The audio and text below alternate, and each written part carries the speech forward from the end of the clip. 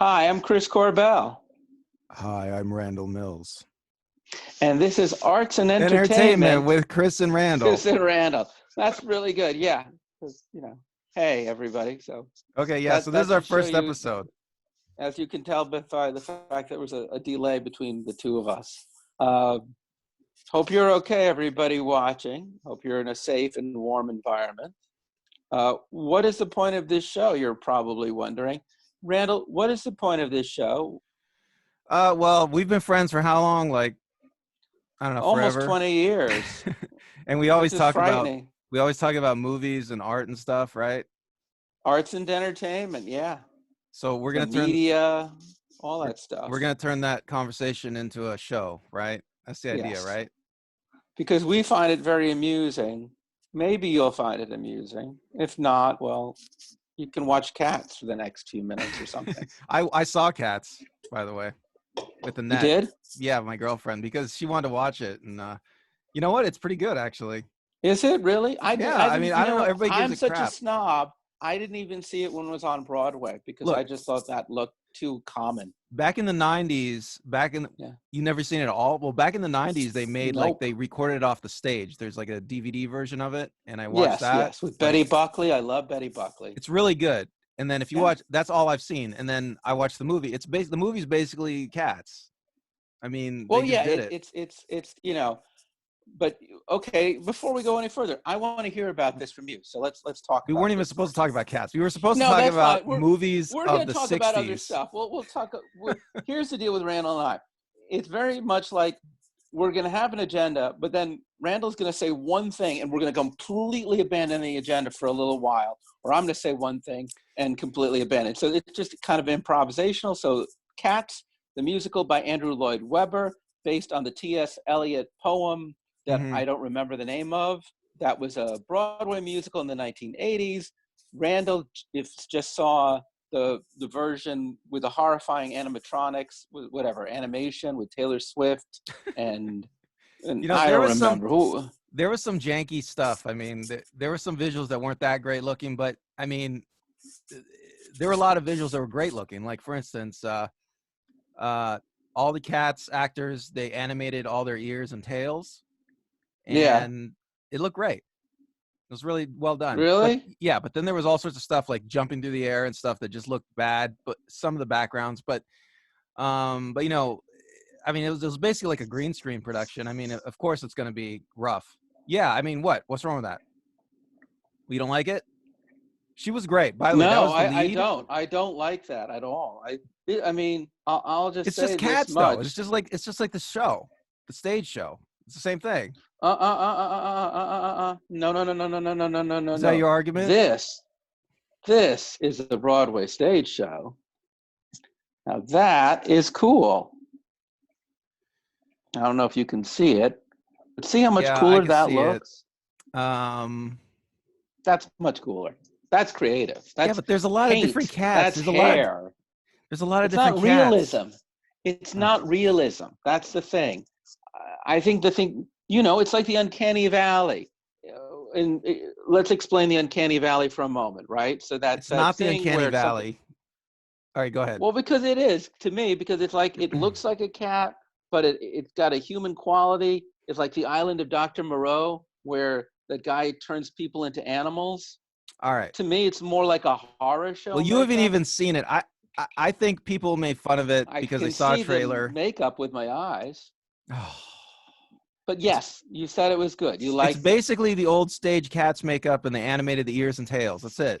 No, it's remotely nothing like. I just showed you a photograph of how radically different. You know, the stage makeup was first off. The stage makeup. Look, we're not supposed to. It's not CGI. Let's talk about it. Let's have some fun for a little while. Come on. The stage makeup is CGI. No, the stage makeup is not. That's the difference between theater and film. I mean, it's a very big difference. It's almost why it's very hard to see a play you like or a musical you like adapted into a film, because the aesthetics are just so radically different. But they're not. I mean, I'm serious. 100% different. If you watch the 90s DVD back to back with this movie, it would be Yes. so similar. You'd be like, oh, that's yeah. Like I don't even know why I'm watching the same thing No, over. no, because the very fact that look at the costumes, look at the fact it was done on a stage, not a sound stage, but a theater stage with all the limitations of a theater stage for an audience. I just don't know how you can say that. Yeah, but look, when they made the movie, so you haven't seen the movie, but the movie they tried to preserve that aesthetic, you know, the theater aesthetic. You know, they brought in How actual can dancers. you The lead is a ballerina, so they I had get your actual point. dancing. What? I get your point. Continue. Go Yeah, on. so they had actual dancing. You know, it was like an old Hollywood musical. You know, with a lot of dancing and musical numbers. You know, and they just jazz it up with some computer graphics. But an old Hollywood musical is not a stage musical, right? Yeah, but It's a they very borrowed from each different other. They experience. borrowed from each other. Like you've read about the Ziegfeld Follies, right? Yes, the Ziegfeld Follies. Yeah, I've was certainly that the read it. big one? Was that the big one back in the 20s and 30s and before? Yeah, yeah, yeah, Yeah, so yeah, that was the yeah. big one. That was a stage one, right? That was on the stage. Yeah, And yeah. I've been to the Ziegfeld Theater I haven't in New seen York it, but City. everything I've read about it in pictures, it shows me that old Hollywood really borrowed from that. I mean, that was like a I mean that sort of aesthetic was like what they were going for. I mean, look at the 20s and 30s musicals. That was the heyday of the Hollywood musical. You know, that was those musicals were uh they didn't have computer graphics back then, you know? Right, but So, I remember, mean, it's the same kind of the difference aesthetic, you between know, a the camera, but stage it's and the the difference between a camera and a cut and an edit and someone yeah, sitting in a chair from a proscenium theater, no cuts, no camera, just a okay, human I will being say sitting on a. I mean, that's a very different I choreography. will say That's a there very different kind of direction. right. Okay, I will say there was some editing in the movie that I thought it was unnecessary. Like, you know, of course, you know, there's like a movie kind of dance editing where somebody's dancing and they cut different angles, but it's way better if you just keep the same angle and you don't cut, right? You just show the person dance, right? I mean, that's I like it that way. I mean, The Bubsy Berkeley. Fred Astaire always insisted that you have a medium shot whenever you saw him dancing so that you would know it was him who was dancing. His legs are always in the shot. Gene Kelly also is really insistent on that too. Right, and you look at those old Hollywood musicals, a lot of them, they don't have so much cutting, you know? It's like they're not cutty, you know? So, like, you can really see the dancing, you know? And you can really believe that they're dancing, right? I mean, Yeah. see, in this movie, they had actual great dancers doing actual great dancing and, you know, just like the play. And there were really well done shots where there wasn't a lot of cutting. Okay, they really did try to put some dancing in there, okay? But yeah, they did do a little bit of cutting in there, and so I guess that's your point. It's like uh, you can fake dancing, you can fake a lot of the action in Hollywood when you're shooting a movie, right? Is that your point? I'm just saying that I think I just don't think that it's Tom Hopper. I just don't think that in general musicals from the stage rarely, not always. I'll give you a few examples in a moment where it has worked, but it's very hard for them to. It's not easy. It's just not easy to do that. And I think the big mistake they made with Cats was to use a movie effect, which is to try to truly make them look like cat people, as opposed to the stage effect, which was just to look expressionistic. And That's really again, you what it haven't is. seen it. You haven't seen it. No, but I can You look haven't at even it. If I seen the don't like DVD. this, You haven't even but seen the if I don't, play. right. I But can't why did believe I this. not? I'm arguing with you Why about did I? Cats. You haven't seen either Okay. of them. All right. Well, then I'm going to flip it just slightly now. Have you ever seen Jesus Christ Superstar? Well, I watched. They just reshowed it on NBC. NBC did a big production. They showed a Okay, rerun. I cool. watched it the first time around, which was like a year or two ago. So yeah, I've Okay, seen it. hold that thought for just a sec, okay? Good. Okay. We have a point of discussion here. So I have seen that version. I also saw the film version of Jesus Christ Superstar, Yeah, I don't think I've seen and that. I just saw a recent production that was aired this past weekend of Jesus Christ Superstar that was done in a rock arena in England very recently with Melanie C. from the Spice Girls and Tim Minchin. Do you Okay. know who Tim Minchin is? It sounds familiar. I don't know who he is. Do you know who Tim Minchin is? So you can just. No, I He's don't know like him. a British comic who plays piano and tells. Okay, he's got like eyeshadow and long blonde hair. Okay, That's sounds very okay. familiar. All right. He's Judas Iscariot, and in this version, Mel C was Mary Magdalene. And in the NBC production, which is pretty good, do you need me to look it up, or do you remember who the leads were? On NBC, Yeah, it was you John think Legend, right? And John Legend was Jesus, and then was it who else? Nora? It was. Let's look it up. Because I think it was someone well known also as Judas, But look, and it was you're a. trying to make a point. What's your Hold point? on, hold on. Yeah. Give me a second, buddy. Yeah, I'm trying to make a point, but I also This just show's want only supposed to be a half hour. Sarah Bareilles, and don't worry, man. Really, no. Jesus Christ was actually John Legend, and who did you just say was Judas Iscariot? I don't know. You just said it. Well, I don't remember. John Legend and who? Oh Lord, now I got to do this. Just give me the second, because it's important. It's really quite important. You just said it, Sarah Bareilles. Well, anyway, here's my point. I've never seen, and no, I don't think I've ever seen it on stage, though I have listened to the original cast album. The film was done in the early 70s, and it is very much a product of a hippie mindset. Oh, look, it's a really hippie Oh yeah, definitely. musical. I could It's a definitely super see hippie that. musical. Yeah, Jesus Christ for sure. Superstar, for those of you who don't know, is kind of originally conceived that Jesus was the original hippie, and that the kids who followed him and his disciples, they were free love hippies.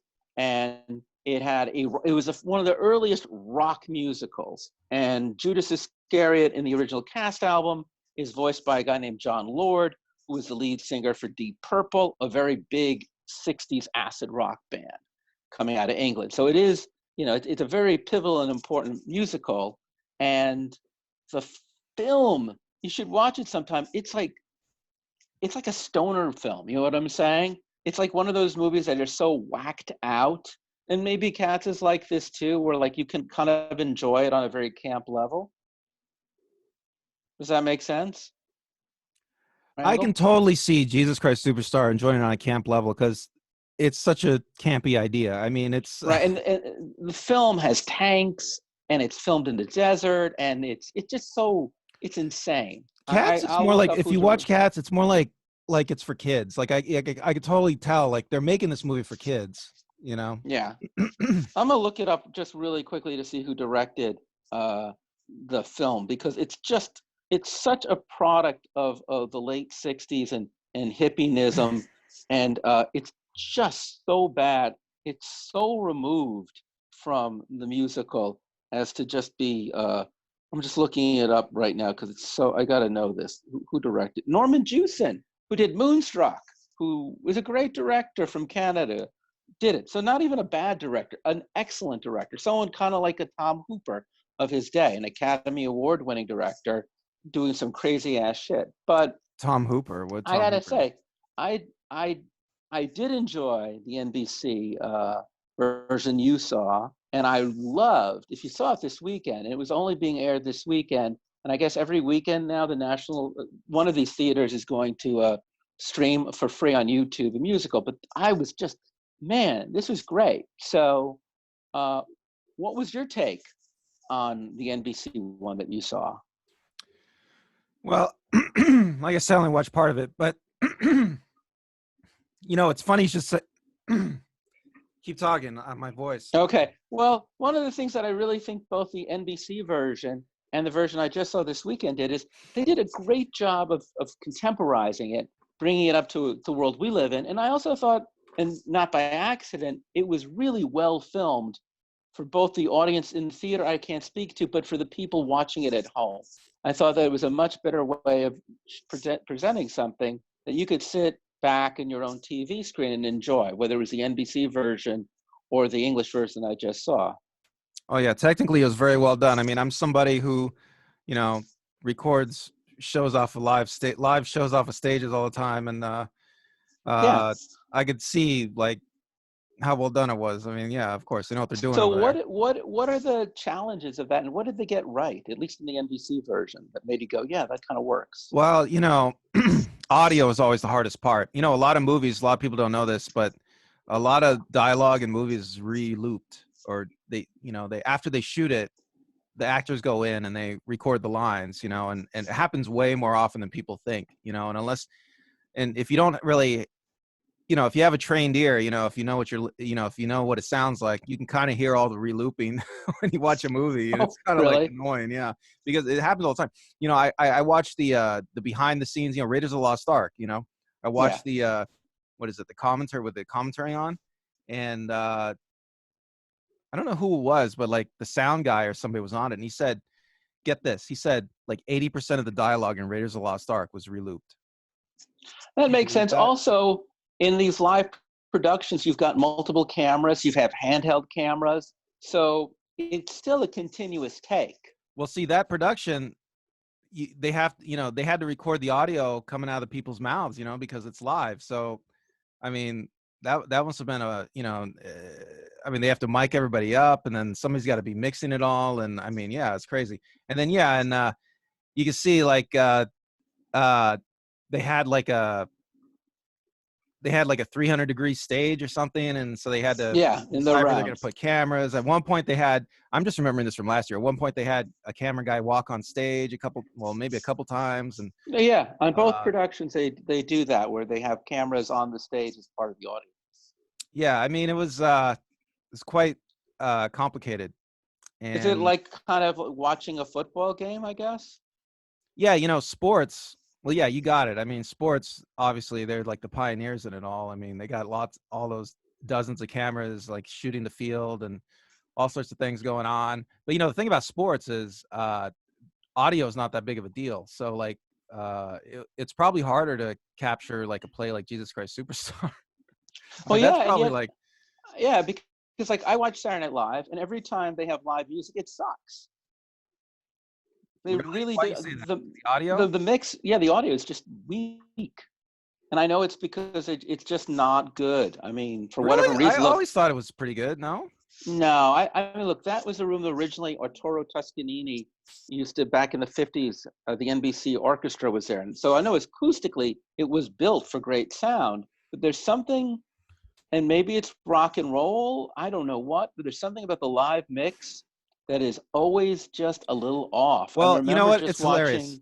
It's hilarious that now that I can't believe we're not talking about anything. We're just going for something. But have you ever read Steve Albini? You know who Steve Albini is? Yeah, of course, the Okay. producer. Steve No, he was in Albini, the. he was a punk rock guy. Yeah, He was one of the yeah, founding members of Big Black, which was like a hard rock, punk rock band that used like a drum yeah, machine.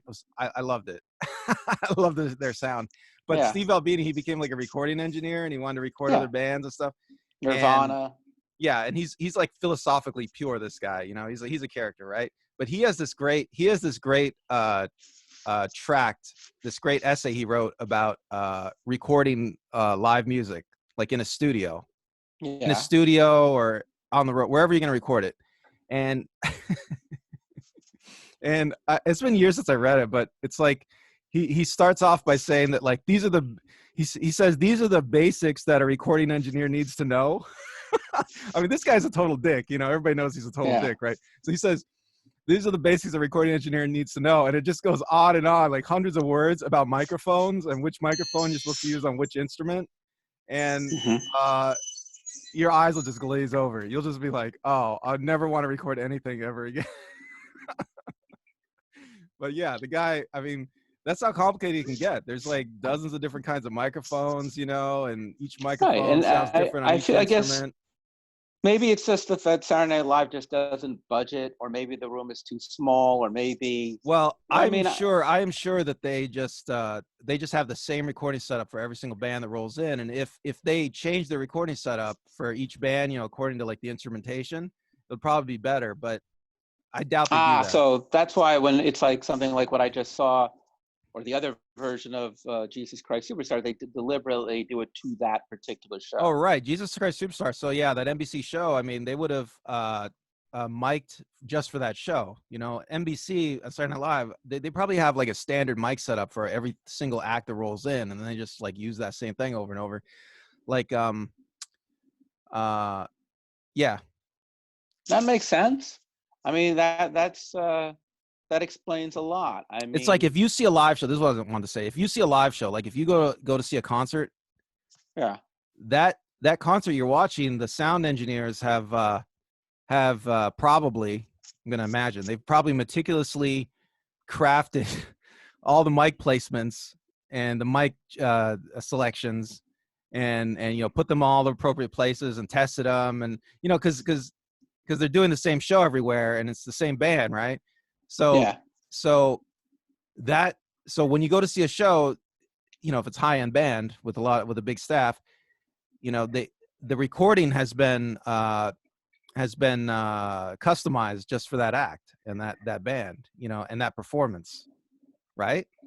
Like yeah. there That there makes a lot of sense. Yeah, there are performers who will only use the same mic over and over, like Aerosmith, Steven Tyler. You know, that guy's famous for always yeah, using the same mic stand, but he uses the same mic, I think, over and over. There's other performers, they always use the same mic. I saw a show, what is it, Bauhaus, that guy in yeah. Bauhaus. I saw that guy one time. He uses a different mic for like every song, just about. Well, no, he used two or three different mics for the show I saw, but like he had a different mic for every song, depending on like how he wanted it to sound. Well, no, that makes a lot of sense. I mean, like right now, I'm watching a lot of people playing music from home, uh, big musicians in their recording studios, and it is weird how it definitely, you know, hearing Chris Martin from his own home studio or Nick Lowe from their own home studio just doesn't have quite the pizzazz of hearing them on a big stage, you Yeah. know? So yeah, definitely everything seems just a little more lo-fi. All right. So we have Well, 5 yeah, more we can minutes. segue into. We have 5 more minutes. Yeah. Should we talk about the Uh, subject we're supposed to talk about? no, we're gonna have to talk about that in our next installment because it's a good one, but I don't want to just waste it in 5 minutes. Let's record another one as soon as we're done here, and then people can listen to that one if they like. Really? You want to do the Uh, subject after this? yeah. Hey, so while we're on the topic of live performance, live music, what's your favorite live albums? What's your favorite concert movies? Well, you know what I started watching like I don't know, a couple months ago. What's your favorite? Yeah. Is that your favorite, the one you just started watching? Maybe. I Okay. started watching a Why do- couple months ago. It was the Woodstock. They did a remaster of the Woodstock movie. That's a classic. Yeah. Yeah, you know, and That's you know who, D.A. Pennebaker? I don't remember, maybe, but I think. who Go ahead. was who was an intern on that movie was Martin Scorsese, I Martin think. Scorsese. Yeah, And actually, so he my, has a my credit. He has a credit on the remaster. I don't know if he had a credit before. no, he was. My mom actually met him while he was editing the Woodstock film. It was a big deal. Oh, really? Uh, oh yeah, it was a Where'd big she meet deal. him? Tell the story. My mom was at a party in the late 60s or early 70s.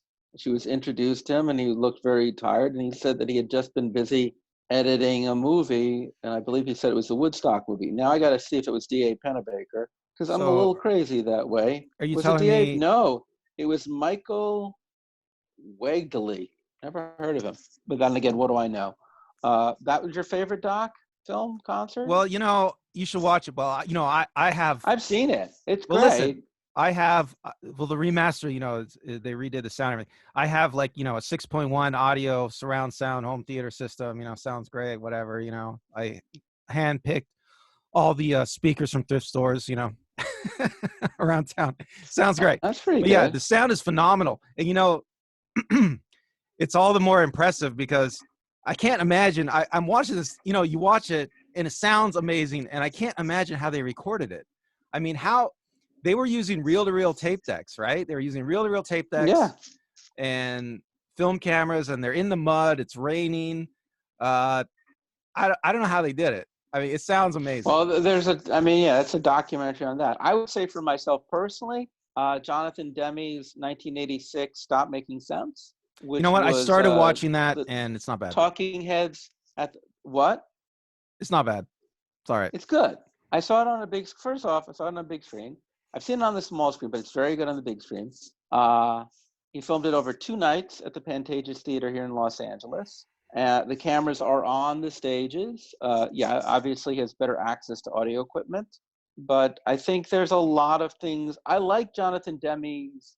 He did a Spalding Gray's first solo show, filmed it at least, which was not his first solo show. It was the first solo show that he filmed, which is Swimming to Cambodia. I think Demme is just very good at capturing live performances, creating both the sense of the intimacy that you would get if they were performing just for you without losing, especially in Stop Making Sense, the feeling that you are still in front of a large audience.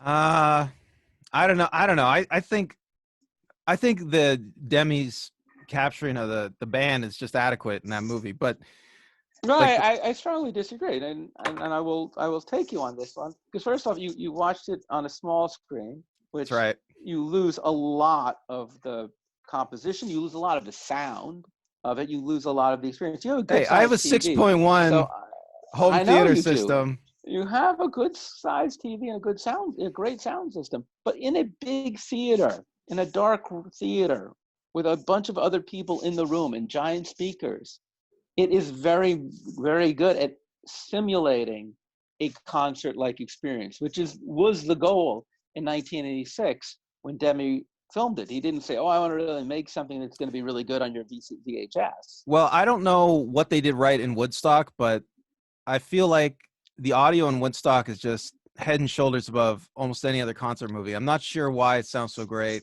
Maybe it's something to do with the remastering process. I don't know. Oh, but yeah. I mean, look, we're definitely. I know there's people listening to us that are going to debate whether we're right or wrong, and it's always going to be personal taste. They're both considered to be excellent music documentary. Well, they're both considered to be excellent concert films. So it's not like either of us picked something obscure, like I don't even know what an obscure one be. It's not like we picked a Justin Timberlake. There's a lot of obscure ones out there, because I'll often like select the title based on its IMDb score. There's a lot of bands out there with concert videos that have really high IMDb scores, because I think all the fans of the band go out there and they like IMDb it up, And I'll tell you what, one of the worst, not a concert movie, but one of the worst rock music movies were, which strangely enough it was a TV movie made in the mid-'60s for ABC television. It is thoroughly unwatchable, and it's the Beatles in the Magical Mystery Tour.